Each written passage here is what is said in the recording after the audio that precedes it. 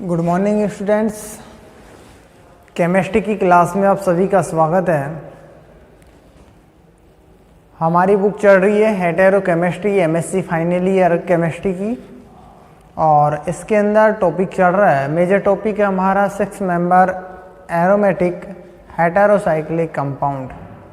6 membered aromatic heterocyclic compound के अंदर हमने देखा है कि 6 मेंबर्ड एरोमेटिक हेटेरोसाइक्लिक कंपाउंड किस प्रकार से प्राप्त होते हैं, इसके बारे में हमने देखा था।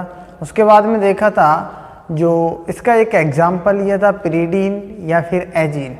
उसके अंदर हमने उसकी करैक्टर्स जाने थे कि पिरीडीन या एजीन होता है वो किस प्रकार से प्राप्त होता है, उसके क्या करैक्टर होते हैं। उसके बाद में उसके अंदर एरोमेटिक जो करैक्टर होते हैं, अर्थात ये कहें कि रेजोनेटिक जो स्ट्रक्चर होती है किस प्रकार से पाई जाती है।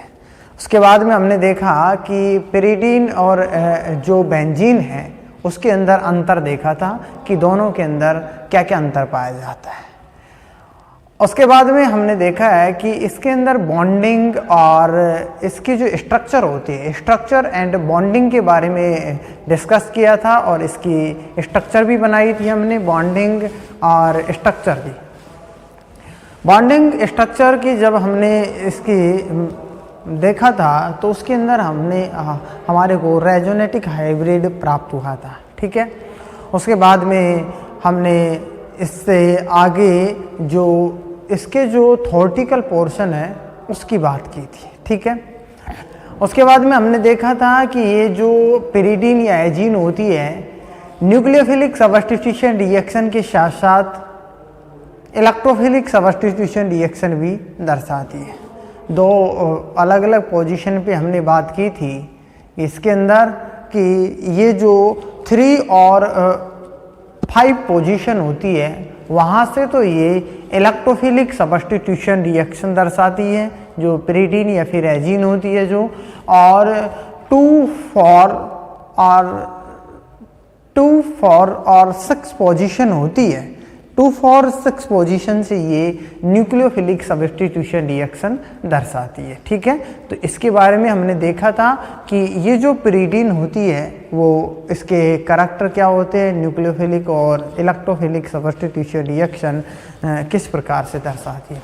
आज हम बात करेंगे जो पिरीडीन या एजीन होती है उसके एग्जाम्पल्स क्या होते हैं। देखो टॉपिक चल रहा था हमारा 6 मेंबर्ड एरोमेटिक हेटेरोसाइक्लिक कंपाउंड, और इसके अंदर आज हम डिस्कस करेंगे एग्जांपल्स ऑफ 6 मेंबर्ड एरोमेटिक हेटेरोसाइकल्स, ठीक है।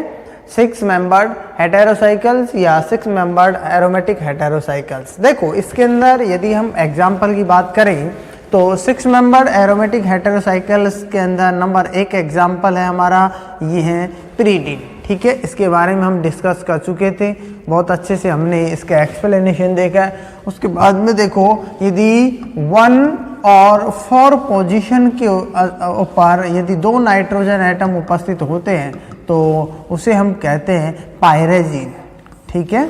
नेक्स्ट उसके बाद में यदि 1, 2 और 3 पोजीशन पे यदि 3 नाइट्रोजन परमाणु उपस्थित रहते हैं तो उसे हम कहते हैं ट्राईएजीन, 1, 2, 3 पोजीशन पे। नेक्स्ट यदि 1, 2 पोजीशन के ऊपर 2 नाइट्रोजन एटम उपस्थित रहते हैं तो उसे हम बोलते हैं पायरिडोजीन,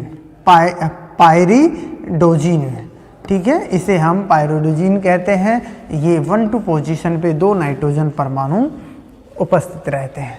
नेक्स्ट यदि 1, 2 और 4 पोजीशन के ऊपर 1, 2, 4 पोजीशन के ऊपर 3 नाइट्रोजन परमाणु उपस्थित रहते हैं किसी रिंग के अंदर तो उसे हम कहते हैं ट्राईएजीन, ठीक है। तो ये एग्जाम्पल्स हैं किसके, 6 मेंबर्ड एरोमेटिक हेटेरोसाइकल्स की एग्जाम्पल लिए हमने, ठीक है। और भी एग्जाम्पल होते हैं। उसके बाद में हम बात करेंगे, देखो इसके थोड़े से थ्योरेटिकल पोर्शन की बात करेंगे। With increasing size of hetero atom aromatic character of ring decrease, अर्थात जब हेटेरो एटम का जो साइज होता है यदि हम उसको इंक्रीज करते हैं तो जो रिंग होती है रिंग का जो एरोमेटिक जो करैक्टर होता है वो क्या हो जाता है, डिक्रीज हो जाता है। कैसे, देखो हमने यहाँ पर 6 मेंबर रिंग के अंदर नाइट्रोजन लिया है, ठीक है, यहाँ पर 6 मेंबर रिंग के अंदर ऑक्सीजन लिया है और यहाँ 6 मेंबर रिंग के अंदर सल्फर लिया है, ठीक है। अब देखो नाइट्रोजन ऑक्सीजन सल्फर लिया है हमने, तो इसके अंदर देखो इसका साइज इसकी तुलना में छोटा है, इसका साइज इसकी तुलना में छोटा है। मतलब ये कहेंगे कि जिस एटम का साइज छोटा होता है उसकी इलेक्ट्रोनेगेटिविटी ज़्यादा रहती है और उसके अंदर एरोमेटिक जो करैक्टर होते हैं वो भी क्या होते हैं, ज़्यादा रहते हैं, ठीक है। और जिसका साइज बड़ा रहता है जिस एटम का, उसके एरोमेटिक करैक्टर क्या हो जाते हैं, कम हो जाते हैं, ठीक है। इसलिए हमने यहाँ पर देखा है जो प्रीडीन होती है उसका एरोमेटिक करैक्टर ज़्यादा होता है, अर्थात ये कहें कि इस मॉलिक्यूल का एरोमेटिक करैक्टर ज़्यादा होता है तुलना में इनके, और इसका ज़्यादा होता है तुलना में इसके, ठीक है। उसके बाद में देखो on the basis of resonating structure पर atom pi electron density is given by, ठीक है, किसके अकॉर्डिंग, किसके बेस पर, रेजोनेटिक स्ट्रक्चर के बेस पर एटम पाई इलेक्ट्रॉन्स, पर एटम पाई इलेक्ट्रॉन डेंसिटी हम इस प्रकार से देख सकते हैं। देखो यहाँ हम यदि हम डिस्कस करें तो यहाँ पर इसके जो पाई इलेक्ट्रॉन डेंसिटी है वो 1.66 है और इसकी है 0.8866 और इसकी है, जैसे जैसे ये दूर जाता जा रहा है नाइट्रोजन से, इसकी जो पर एटम पाई इलेक्ट्रॉन डेंसिटी देखो इसकी ज़्यादा है, लेकिन ये पैरा पोजीशन पे है तो इसकी क्या हो जाती है, कम हो जाती है, ठीक है। उसके बाद में यदि हम बात करें नेक्स्ट एग्जाम्पल की, देखो 2 नाइट्रोजन एटम है इस एग्जाम्पल के अंदर, तो इसकी यदि हम पाई इलेक्ट्रॉन डेंसिटी की बात करते हैं, ठीक है, तो इसकी जो पाई इलेक्ट्रॉन डेंसिटी देखो इसकी है 0.803, इसकी है 0.749 और इसकी है 0.803 और इसकी है 1.237, ठीक है। इसकी जो यहाँ पर रहेगी वो भी 0.866 रहेगी और इसकी 1.064 रहेगी, क्योंकि ये दोनों मेटा पोजीशन पे है, ठीक है। और यहाँ हम बात करें तो इसकी देखो यहाँ पर दोनों नाइट्रोजन एटम के बीच में पाया जा रहा है ये कार्बन परमाणु, तो यहाँ जो इसकी जो पाई इलेक्ट्रॉन डेंसिटी होती है वो कम होती है, क्योंकि दोनों तरफ मोर इलेक्ट्रोनेगेटिव एटम उपस्थित हैं।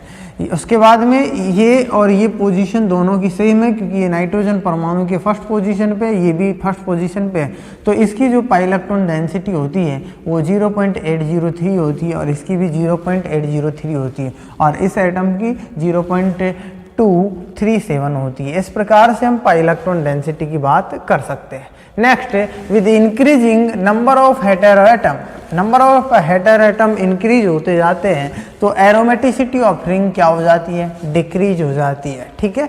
अर्थात देखो इसके अंदर, इस रिंग के अंदर 1 हेटेरो एटम पाया जा रहा है, इस रिंग के अंदर 2 हेटेरो एटम पाए जा रहे हैं, इस रिंग के अंदर 3 हेटेरो एटम पाए जा रहे हैं। तो यदि जैसे जैसे हम हेटेरो एटम की संख्या बढ़ाते जाते हैं तो उसकी एरोमेटिसिटी होती है, जो रिंग की जो एरोमेटिसिटी होती है वो क्या हो जाती है, डिक्रीज हो जाती है, ठीक है। तो ये हमने ये 3 एग्जाम्पल लिए, इसके अंदर एक हेटेरो एटम है तो इसकी पाई इलेक्ट्रॉन डेंसिटी है, सॉरी एरोमेटिसिटी है वो ज़्यादा रहेगी, इसके अंदर 2 है तो इसकी तुलना में इसकी कम हो जाएगी एरोमेटिसिटी, और इसकी इन दोनों की तुलना में इसके अंदर 3 हेटेरो एटम है तो इसकी एरोमेटिसिटी होती है वो और भी डिक्रीज हो जाएगी, ठीक है। तो ये हमने बात की है जो 6 मेंबर्ड एरोमेटिक हेटेरोसाइक्लिक जो कंपाउंड होते हैं उसके अंदर इसके जो क्या क्या करैक्टर पाए जाते हैं, ठीक है, और इनके एग्जाम्पल कौन कौन से होते हैं, इन सब के बारे में हमने डिस्कस किया है। उसके बाद में नेक्स्ट हम टॉपिक की बात करेंगे 5 मेंबर एरोमेटिक हेटेरोसाइक्लिक कंपाउंड, उसके बारे में बात करेंगे हम नेक्स्ट क्लास के अंदर। Thank you.